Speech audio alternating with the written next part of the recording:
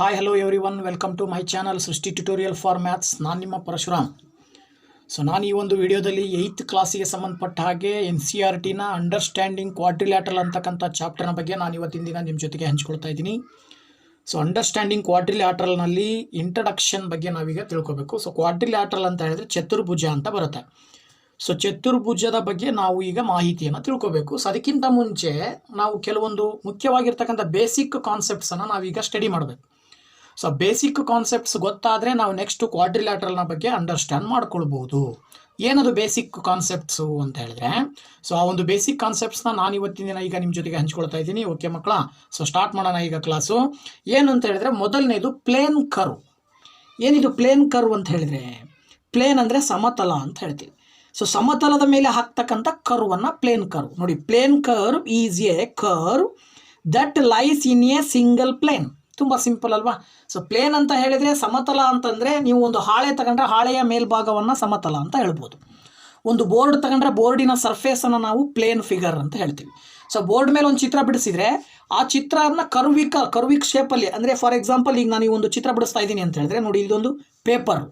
ಈ ಪೇಪರ್ ಅನ್ನೋದು ಏನಿದು ಒಂದು ಪ್ಲೇನು. ಈ ಪ್ಲೇನಿನ ಮೇಲೆ ಒಂದು ಹಿಂಗೆ ಚಿತ್ರ ಬಿಡಿಸಿದ್ದೀವಿ ಅಂದರೆ ಇದು ಪ್ಲೇನ್ ಕರ್ವ್ ಅಂತ ಹೇಳ್ತೀವಿ ನಾವು, ಈ ರೀತಿ. It is called plane curve. ಓಕೆನಾ? ಹಾಗೇನೆ ಏನು ಇನ್ನೊಂದು ಯಾವ್ದು ಹೇಳ್ಬೋದು, ಇದು it is called plane curve. ಇವೆಲ್ಲವೂ ಕೂಡ ಪ್ಲೇನ್ ಕರ್ವ್ ಅಂತ ಹೇಳ್ತೀವಿ ನಾವು. ಒಂದು ಪ್ಲೇನ್ ಫಿಗರ್ ಅಥವಾ ಸಿಂಗಲ್ ಪ್ಲೇನಿನ ಮೇಲ್ಭಾಗದಲ್ಲಿ ಒಂದು ಕರ್ವನ್ನು ಹಾಕಿದರೆ ಆ ಕರ್ವ್ ಏನಾಗುತ್ತೆ, ಪ್ಲೇನ್ ಕರ್ವ್ ಅಂತ ಅನಿಸ್ಕೊಳ್ಳುತ್ತೆ. ಈ ಪ್ಲೇನ್ ಕರ್ವಲ್ಲೇ ಸಿಂಪಲ್ ಕರ್ವ್ ಅಂತ ಬರುತ್ತೆ. ಏನಿದು ಸಿಂಪಲ್ ಕರ್ವ್ ಅಂತ ಹೇಳಿದ್ರೆ, simple curve is a curve that does not cross it self. ಈಗ ಇಲ್ಲಿ ನಾನು ಹಾಕಿದ್ದೀನಲ್ಲ, ಫಾರ್ ಎಕ್ಸಾಂಪಲ್ ಇಲ್ಲಿ ನೋಡಿ, ಇದು ಸಿಂಪಲ್ ಕರ್ವ್ಗೆ ಎಕ್ಸಾಂಪಲ್ಲು. ಈಗ ನಾನು ಏನು ಮಾಡಿದ್ದೀನಿ, ಇಲ್ಲಿಂದ ಪ್ರಾರಂಭ ಮಾಡಿದ್ದೀನಿ, ಹಿಂಗೆ ಎಂಡ್ ಮಾಡಿದ್ದೀನಿ ಅಂದರೆ ಇದು ತನ್ನೊಳಗಡೆ ಕ್ರಾಸ್ ಮಾಡ್ತಾ ಇಲ್ಲ. ಈ ಕಡೆ ಇನ್ನೊಂದು ಚಿತ್ರ ಬಿಡಿಸ್ತೀನಿ ಬೇಕಿದ್ರೆ ನಾನು, ಏನು ಇದು ಒಂದು ಕರ್ವ್ ಬಂದಿದೆ ಅಂದರೆ ಇದೇ ಕರ್ವ್ ಹಿಂಗೆ ಮುಂದಕ್ಕೆ ಪಾಸ್ ಆಯಿತು ಅಂದರೆ, ನೋಡಿ ಈಗ ಏನಾಯಿತು, ಈ ಕರ್ವ್ ಏನು ಬಂದಿದೆ, ಕರ್ವ್ ಮುಖಾಂತರನೇ ಮತ್ತೆ ಪಾಸ್ ಆಗಿದೆ ಅಂದರೆ it is not a simple curve ಆಗುತ್ತೆ. ಇದನ್ನು ನಾವು ಸಿಂಪಲ್ ಕರ್ವ್ ಅಂತ ಹೇಳ್ಬೋದು. ಯಾಕೆ ಇದನ್ನು ಸಿಂಪಲ್ ಕರ್ವ್ ಅಂತ ಹೇಳ್ತೀವಿ ಅಂತ ಗೊತ್ತಾಯ್ತಲ್ವಾ? ಈ ರೀತಿ ನಾವು ಸಿಂಪಲ್ ಕರ್ವ್ ಅಂತ ಹೇಳಿದ್ರೆ ತನ್ನ ಒಳಗಡೆನೆ ಏನಾಗಬಾರ್ದು, ಅದು ಮತ್ತೆ ಕ್ರಾಸ್ ಆಗಬಾರ್ದು. ತನ್ನೊಳಗೆ ಕ್ರಾಸ್ ಆಗದೆ ಇರೋ ರೀತಿಯಲ್ಲಿ ಒಂದು ಕರ್ವ್ ಫಾರ್ಮೇಷನ್ ಆಗಿದ್ರೆ ಅದನ್ನು ಸಿಂಪಲ್ ಕರ್ವ್ ಅಂತ ಹೇಳ್ಬಿಟ್ಟು ಕರಿತೀವಿ. ಓಕೆನಾ? ಹಾಗೆಯೇ ಇದನ್ನು ಕೂಡ ನೋಡಿ, ಇದನ್ನು ಸಿಂಪಲ್ ಕರ್ವ್ ಅಂತ ಹೇಳ್ಬೋದು. ಇಲ್ಲೇನಾದರೂ ನೀವು ಸಪೋಸ್ ಹಿಂಗೆ ಬರೆದ್ರೆ it is not a simple curve. Suppose ಇಲ್ಲಿ ನೀವು ಏನಾದರೂ ಏನು ಈ ರೀತಿ ಬರೆದ್ರೆ, ಹಿಂಗೆ ಬರೆದ್ರೆ ಇದು it is not a simple curve. Okay, ಆನಂತರ ಈ ಸಿಂಪಲ್ ಕರ್ವಿಗೆ ಇನ್ನೊಂದು ಇದು ಏನಪ್ಪ ಅಂದರೆ, ಒಂದು ಸರಿ ಲೈನ್ ಇಟ್ಮೇಲೆ, ಪಾಯಿಂಟ್ ಇಟ್ಮೇಲೆ, ಪಾಯಿಂಟಿಂದ ನೀವು ಎಂಡ್ ತನಕನೂ ಎಲ್ಲೂ ಕೂಡ ಏನು ಕೈ ನಿಲ್ಲಿಸಬಾರ್ದು, ಅಂದರೆ ಕಂಟಿನ್ಯೂಸ್ ಆಗಿ ಹೋಗಬೇಕು. ಹಂಗೆ ಹೋದಾಗ ಫಾರ್ಮೇಷನ್ ಆಗ್ತಕ್ಕಂಥ ಕರ್ವನ್ನು ನಾವು ಸಿಂಪಲ್ ಕರ್ವ್ ಅಂತ ಕರಿತೀವಿ.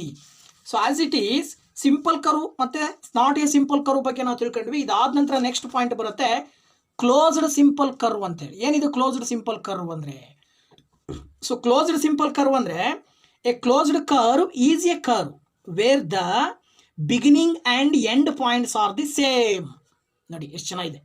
ಈಗ ಫಾರ್ ಎಕ್ಸಾಂಪಲ್ ನಾನು ಇಲ್ಲಿಂದ ಒಂದು ಕರ್ವನ್ನು ಹಾಕ್ತಾ ಇದ್ದೀನಿ ಅಂದರೆ, ಇಲ್ಲಿಂದ ಸ್ಟಾರ್ಟ್ ಮಾಡಿದರೆ ನಾನು ಎಲ್ಲಿ ತನಕ ತಗೊಂಡು ಹೋದ್ರೂ ತಗೊಂಡು ಬಂದು ಮತ್ತೆ ಎಂಡ್ ಅಲ್ಲಿಗೆ ತರಬೇಕು. ಈಗ ಇದು ಏನಾಗುತ್ತೆ, ಕ್ಲೋಸ್ಡ್ ಸಿಂಪಲ್ ಕರ್ವ್ ಆಯಿತು.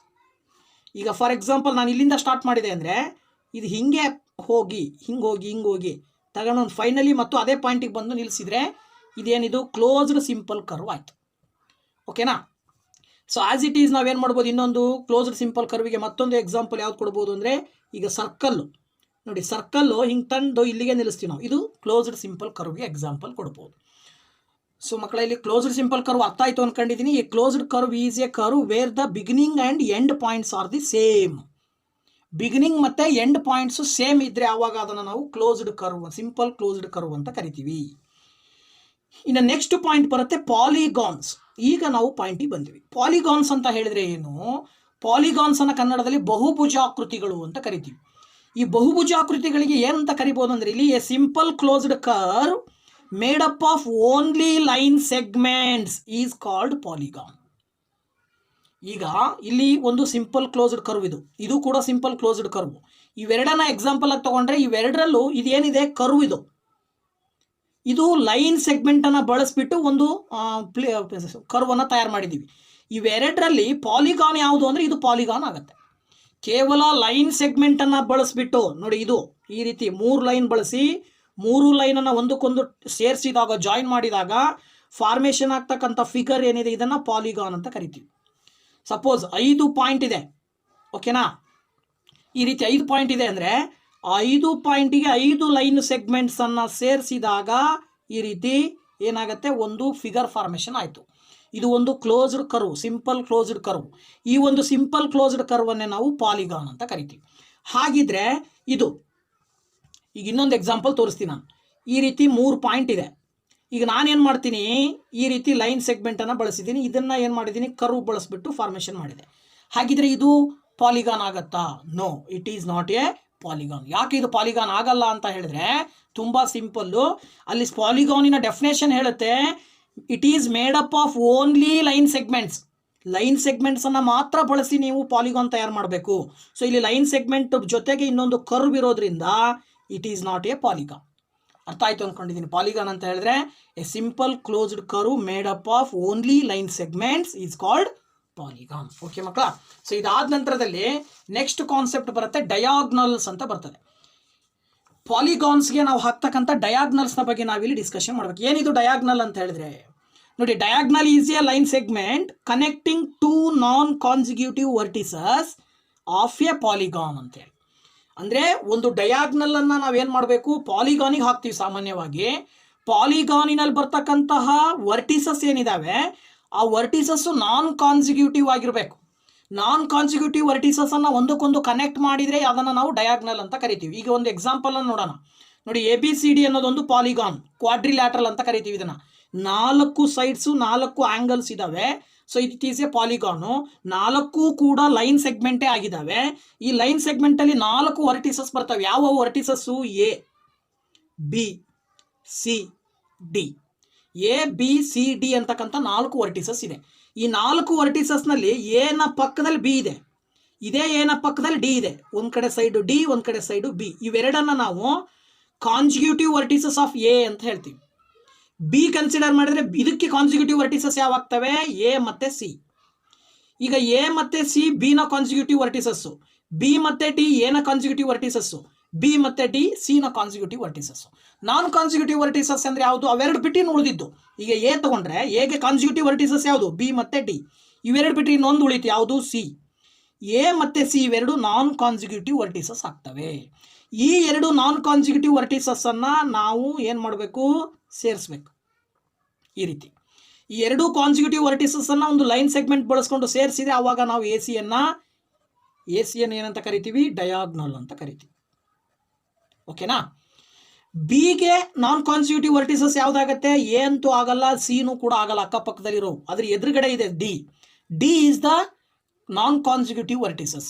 ಸೊ ಡಿ ಅನ್ನೋ ನಾನ್ ಕಾನ್ಸಿಕ್ಯೂಟಿವ್ ವರ್ಟಿಸಸ್ಸು, ಬಿ ಅನ್ನೋ ನಾನ್ ಕಾನ್ಸಿಕ್ಯೂಟಿವ್ ವರ್ಟಿಸಸ್ಸನ್ನು ನೀವು ಆ್ಯಡ್ ಮಾಡಿದರೆ, ಸೇರಿಸಿದ್ರೆ, ಕನೆಕ್ಟ್ ಮಾಡಿದರೆ ಬಿ ಡಿ ಬರುತ್ತೆ. ಸೊ ಆಗ ನೀವು ಬಿ ಡಿ ಏನಂತ ಕರಿಬೋದು? ನೀವು B D is the diagonal. ಓಕೆನಾ? ಸೊ ಇದು ಡಯಾಗ್ನಲ್ ಅಂತ ಹೇಳಿದೆ. ಸಿಂಪಲ್. ಡಯಾಗ್ನಲ್ ಅಂದರೆ ಏನು? A diagonal is A line segment connecting 2 non consecutive vertices of A polygon. So ಅದ್ರ ಪ್ರಕಾರ ಇಲ್ಲಿ ನಿಮಗೆ ಇನ್ನೊಂದು ಚಿತ್ರ ಇದೆ. ಪೆಂಟಾಗಾನ್ 1 2 3 4 5 6 ಪೆಂಟಾಲ ಹೆಕ್ಸಾಗಾನ್ 6 ಸೈಡ್ಸ್ ಇದ್ದಾವೆ, 6 ವರ್ಟಿಸಸ್ ಇದೆ, 6 ಆ್ಯಂಗಲ್ಸ್ ಇದೆ. ಸೊ ಇಲ್ಲಿ ಏನ ಕಾನ್ಸಿಕ್ಯೂಟಿವ್ ವರ್ಟಿಸಸ್ಸು ಎಫ್ ಮತ್ತು ಬಿ ಇವೆರಡನ್ನ ಬಿಟ್ಟು ಉಳಿದೋಕೆ ಹಾಕಬೇಕು. ಈಗ ಹಾಕ್ಬೋದು. A E 2 non consecutive vertices ಆಗ್ತವೆ. ಹಾಗೆಯೇ ಎ ಸಿನೂ ಕೂಡ ನಾನ್ ಕಾನ್ಸಿಕ್ಯೂಟಿವ್ ವರ್ಟಿಸಸ್ ಆಗುತ್ತೆ. ಹಾಗೆಯೇ ಎ ಡಿ ಕೂಡ ನಾನ್ ಕಾನ್ಸಿಕ್ಯೂಟಿವ್ ವರ್ಟಿಸಸ್ ಆಗುತ್ತೆ. ಈ 3 ಡಯಾಗ್ನಲ್ಸೇ ಇವು. ಆ್ಯಸ್ ಇಟ್ ಈಸ್ ಎಫ್ನಿಂದ ತೊಗೊಂಡ್ರೆ ಎಫ್ನಿಂದ ಬಿಗೆ ಲೈನ್ ಹಾಕ್ಬೋದು, ಯಾಕಂದರೆ ಇವೆರಡು ನಾನ್ ಕಾನ್ಸಿಕ್ಯೂಟಿವ್. ಎಫ್ನಿಂದ ಡಿಗೆ ಹಾಕ್ಬೋದು, ಹಾಗೆಯೇ ಎಫ್ನಿಂದ ಸಿಗೆ ಹಾಕ್ಬೋದು. ಓಕೆ. ಇ ತೊಗೊಂಡ್ರೆ ಇನಿಂದ ಎ ಹಾಕ್ಬೋದು, ಇತ್ತು ಹಾಕಿದ್ದೀವಿ ಆಲ್ರೆಡಿ. ಎ ಬಿ ಹಾಕ್ಬೋದು, ಎದಿಂದ ಸಿ ಹಾಕ್ಬೋದು. ಹಾಗೆ ನೆಕ್ಸ್ಟ್ ಡಿ ಇಂದ ತೊಗೊಂಡ್ರೆ ಡಿ ಇಂದ ಎಫ್ ಹಾಕ್ಬೋದು, ಡಿ ಇಂದ ಎ ಹಾಕ್ಬೋದು, ಇನ್ನೊಂದು ಯಾವುದು ಡಿ ಇಂದ ಬಿಗೂ ಕೂಡ ಹಾಕ್ಬೋದು. ಇಲ್ಲಿ ನಂಬರ್ ಆಫ್ ಡಯಾಗ್ನಲ್ಸ್ ಎಷ್ಟು ಬರ್ತಾವೆ ನೋಡಿ, ಕೌಂಟ್ ಮಾಡಿ. 1 2 3 ಸರಿನಾ, 4 5 6 ಆದಮೇಲೆ ನೆಕ್ಸ್ಟು ಇದೊಂದು 7 8, ಅದಾದ ನಂತರದಲ್ಲಿ 9. ಓಕೆನಾ? ಸೊ ಒಟ್ಟು 9 ಡಯಾಗ್ನಲ್ಸನ್ನು ನಾವು ಹಾಕ್ಬೋದು ಇಲ್ಲಿ. ಓಕೆ ನೋಡಿ, ಕೌಂಟ್ ಮಾಡಿ ಇನ್ನೊಂದು ಸರಿ. 1 ಹಾಗೆಯೇ 2 3 ನೆಕ್ಸ್ಟು 4 5 6 7 8 ಮತ್ತು ಇನ್ನೊಂದು 9. ಸೊ 9 ಡಯಾಗ್ನಲ್ಸನ್ನು ಹಾಕ್ಬೋದು. ಗೊತ್ತಾಯ್ತಲ್ವ ಡಯಾಗ್ನಲ್ಸ್ ಅಂದರೆ ಏನು ಅಂತೇಳಿ. ನೆಕ್ಸ್ಟ್ ಪಾಯಿಂಟಿಗೆ ಹೋಗೋಣ. ಈಗ ನಾವು ಟೈಪ್ಸ್ ಆಫ್ ಪಾಲಿಗಾನ್ಸ್. ಸೊ ಪಾಲಿಗಾನ್ಸ್ನಲ್ಲಿ ಬರ್ತಕ್ಕಂಥ ನಂಬರ್ ಆಫ್ ಸೈಡ್ಸು ಮತ್ತು ನಂಬರ್ ಆಫ್ ವರ್ಟಿಸಸ್ನ ಆಧಾರದ ಮೇಲೆ ಪಾಲಿಗಾನ್ಸಲ್ಲಿ ಟೈಪ್ಸ್ ಬರ್ತವೆ. ಸೊ ನೀವು ಯಾವುದೇ ಒಂದು ಪಾಲಿಗಾನ್ ಫಾರ್ಮೇಷನ್ ಆಗಬೇಕಂದ್ರೆ ಮಿನಿಮಮ್ 3 ವರ್ಟಿಸಸ್ ಇರಲೇಬೇಕು. 3 ವರ್ಟಿಸಸ್ಸನ್ನು ಒಂದಕ್ಕೊಂದು ಸೇರಿಸಿದಾಗ ಒಂದು ಕ್ಲೋಸ್ಡ್ ಫಿಗರ್ ಫಾರ್ಮೇಷನ್ ಆಗುತ್ತೆ, ಕ್ಲೋಸ್ಡ್ ಸಿಂಪಲ್ ಕರ್ವ್ ಫಾರ್ಮೇಷನ್ ಆಗುತ್ತೆ. ಕ್ಲೋಸ್ಡ್ ಸಿಂಪಲ್ ಕರ್ವ್ ಆಗಿರಬೇಕು, ಅದರಲ್ಲಿ ಲೈನ್ ಸೆಗ್ಮೆಂಟೇ ಇರಬೇಕು, ಆಗ ಮಾತ್ರ ನಾವು ಅದನ್ನು ಪಾಲಿಗಾನ್ ಅಂತ ಕರಿತೀವಿ. ಅದ್ರ ಪ್ರಕಾರ ನೀವು ಮೊಟ್ಟ ಮೊದಲ ಪಾಲಿಗಾನ್ ಯಾವುದಾಗುತ್ತೆ? ಟ್ರಯಾಂಗಲ್. 3 ಸೈಡು, 3 ವರ್ಟಿಸಸ್ಸು, 3 ಆ್ಯಂಗಲ್ ಇದ್ದರೆ ಅದನ್ನು ಟ್ರಯಾಂಗಲ್ ಅಂತ ಹೇಳ್ತೀವಿ. ಅದೇ 4 ವರ್ಟಿಸಸ್ಸನ್ನು 4 ಲೈನ್ ಸೆಗ್ಮೆಂಟನ್ನು ಬಳಸಿ ಕ್ಲೋಸ್ಡ್ ಫಿಗರ್ ಫಾರ್ಮೇಷನ್ ಮಾಡಿದರೆ ಆಗೋದು ಕ್ವಾಡ್ರಿಲ್ಯಾಟ್ರಲ್ ಆಗುತ್ತೆ. ನೆಕ್ಸ್ಟು ಪೆಂಟಾಗಾನ್ ಅಂತ ಹೇಳಿದರೆ 5 ವರ್ಟಿಸಸ್ಸು 5 ಸೈಡ್ಸು ಇದ್ದರೆ ಅದನ್ನು ಪೆಂಟಾಗಾನ್ ಅಂತ ಹೇಳ್ತೀವಿ. ಅದಾದ ನಂತರ ಹೆಕ್ಸಾಗಾನ್ ಅಂದರೆ 6 ಸೈಡ್ಸು 6 ವರ್ಟಿಸಸ್ಸು. ಹೆಪ್ಟಾಗಾನ್ ಬರುತ್ತೆ ಅದಾದ ನಂತರ. ಹೆಪ್ಟಾಗಾನ್ ಅಂತ ಹೇಳಿದ್ರೆ 7 ಸೈಡ್ಸು 7 ವರ್ಟಿಸಸ್ಸು. ಆಕ್ಟಾಗಾನ್ ಅಂದರೆ 8. ಹಾಗೆಯೇ ನಾನಾಗಾನ್ ಅಂತ ಹೇಳಿದ್ರೆ 9. ಡೇಕಾಗಾನ್ ಅಂದರೆ 10. ಇದೇ ರೀತಿ ನಾವು ಮುಂದುವರಿತಾ ಹೋಗ್ಬೋದು. ಎನ್ ಗಾನ್ ಅಂತ ಹೇಳಿದ್ರೆ N number of vertices, N number of line segments. Okay, N number of line ಸೆಗ್ಮೆಂಟ್ಸಿಂದ ರಚನೆ ಆಗ್ತಕ್ಕಂಥ ಒಂದು ಪಾಲಿಗಾನನ್ನು ಎನ್ ಗಾನ್ ಅಂತ ಹೇಳ್ತೀವಿ. 10 ನಂಬರ್ ಆಫ್ ಲೈನ್ ಸೆಗ್ಮೆಂಟಿಂದ ರಚನೆ ಆಗಿದ್ರೆ ಅದನ್ನು ಡೇಕಾಗಾನ್ ಅಂತ ಹೇಳ್ತೀವಿ.